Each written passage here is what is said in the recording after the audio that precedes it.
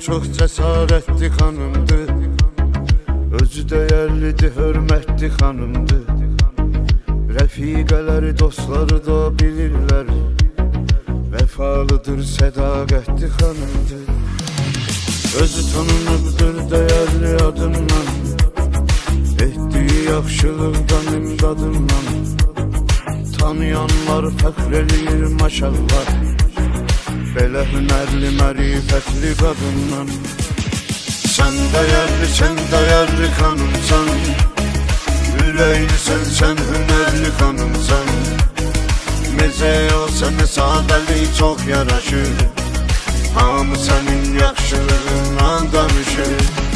Sən dəyərli xanımsan, ürəklisən, sən hünərli xanımsan.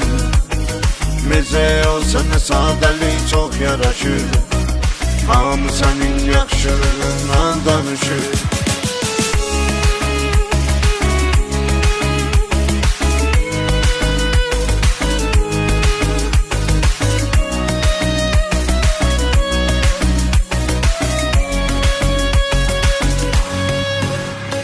Sən olmusan tərəfdarı doğruların, keçsin həyata deyirik arzuların.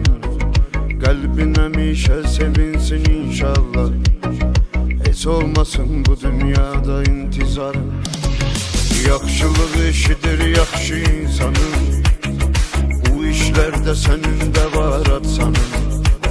Sən hər zaman haqqa tərəfdarsan, xoş keçsin dünyada hər bir anın. Sən dəyərli xanımsan, ürəklisən, sən hünərli xanımsan.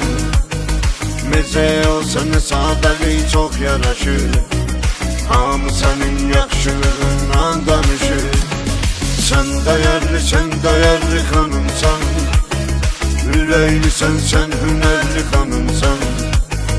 Mezəyə sənə sadəlik çox yaraşır, hamı sənin yaxşılığından danışır.